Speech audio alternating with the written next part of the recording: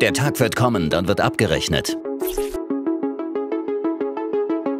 Und wieder einer weg. Aha, endlich mal eine gute Tat vollbracht. 10 weniger. Scheiß drauf, selber schuld, wer in solchen Dingern sich aufhält. Sollte noch mehr sein. Kommentare im Netz voller Hass, die zu Straftaten aufrufen oder Morde für positiv befinden. Einfach absolut abscheulich. Benjamin Krause von der Zentralstelle für Internetkriminalität in Frankfurt sorgt dafür, dass den Menschen hinter solchen Kommentaren bewusst wird, dass sie sich damit strafbar machen. Aber komischerweise ist es so, dass quasi so diese Hemmschwelle der persönlichen Beleidigung und der persönlichen Angriffe im Internet doch irgendwie sehr, sehr stark gesunken ist und so es dann auch zu strafrechtlich relevanten Äußerungen kommt. Das ist quasi Hasskriminalität dann, das ist Hate Speech. Und das ist mehr als nur eine Verrohung der Sprache. Dass es sich um Straftaten handelt, scheinen einige in der Anonymität des Internets zu ignorieren. Und Hate Speech hat quasi 2 Komponenten, kann man sagen. Es gibt entweder so diese Angriffe, die beleidigenden Charakter haben, wenn man also Personen fertig machen will wegen ihrer Meinungen, wegen ihres Aussehens, wegen ihres Geschlechts und wegen allen möglichen, wegen Religion beispielsweise, wegen allen möglichen Kategorien. Und die andere Komponente ist, dass aus diesen Worten, die dort geschrieben werden in den sozialen Netzwerken, beispielsweise Mordaufrufe, dass aus diesen Worten eben auch Taten folgen können. So wie zum Beispiel im Fall von Dr. Walter Lübcke.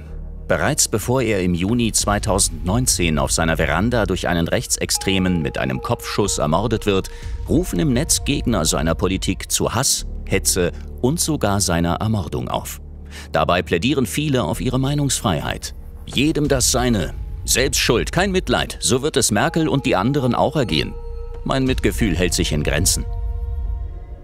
Ein gewisses Missverständnis besteht, dass diese Meinungsfreiheit eben nicht schrankenlos gewährt ist, sondern in Deutschland haben wir mit unserem Grundgesetz das System, dass die Meinungsfreiheit dann zurücktreten muss, wenn man in den strafrechtlich relevanten Bereich kommt. Aber natürlich, ich gebe Ihnen recht, es ist so, dass viele Personen, die wir dann identifizieren und die wir mit diesem Vorwurf dann konfrontieren, sagen, das wird doch wohl noch gesagt werden dürfen, das ist doch Meinungsfreiheit. Ehrlich gesagt fehlt mir da fast jedes Verständnis, wenn dort ganz krass zu Mord aufgerufen wird und dann Personen mir sagen wollen, das ist Meinungsfreiheit, wenn ich zu Mord aufrufe. Also da ist es manchmal auch schwierig, dass ich diese professionelle Einstellung dann auch bewahre. Das klappt zum Glück, aber es ist wirklich so, dass ich oft denke, da besteht ein absolutes Missverständnis und dieses Missverständnis müssen wir aufräumen.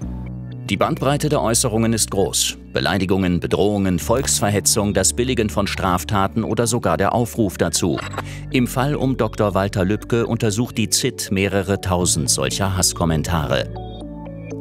Diesen ganzen Komplex Hate Speech zum Nachteil von Dr. Walter Lübcke haben wir im September 2019 übernommen, weil im Rahmen der Ermittlungen des Tötungsdeliktes festgestellt worden ist, dass es eine ganze Masse von Hate Speech im Internet zum Nachteil eben von Walter Lübcke gab. Und zwar auf der einen Seite sehr, sehr viele Kommentare, die zum Mord an Walter Lübcke in den Jahren zuvor ganz ausdrücklich aufgerufen hatten.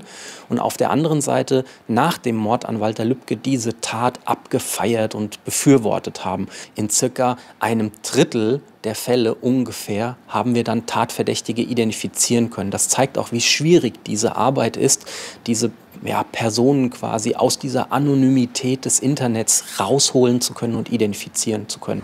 Seit über einem Jahr gibt es die Website Hessen gegen Hetze, auf der jeder Hinweise zu Hate Speech an eine Meldestelle schicken kann. Bei der Zentralstelle zur Bekämpfung der Internetkriminalität werden die Hinweise dann überprüft und, wenn sie strafrechtlich relevant sind, Ermittlungsverfahren gegen die UrheberInnen eingeleitet. Übrigens, schon beim Daumen hoch, dem Liken einer Straftat, können strafrechtliche Grenzen überschritten sein. Eine Tat wie in Hanau zum Beispiel abzufeiern, kann enorme Folgen für Hinterbliebene haben. Wir müssen natürlich als Staatsanwaltschaft immer darauf gucken, was hat das für Auswirkungen, diese Tat. Das ist ganz, ganz wichtig. Einerseits, ob das dann überhaupt strafrechtlich relevant ist und auf der anderen Seite, was macht das eben dann beispielsweise mit Angehörigen. Und das müssen wir immer berücksichtigen dann, wenn wir zu einer Strafzumessung in der Hauptverhandlung kommen und sagen, was sind denn die Auswirkungen? Natürlich sind diese Auswirkungen für die Hinterbliebenen, für die Angehörigen dann ganz, ganz schrecklich. Die Ermittlungen zu Hasskommentaren sind teilweise allerdings sehr mühsam.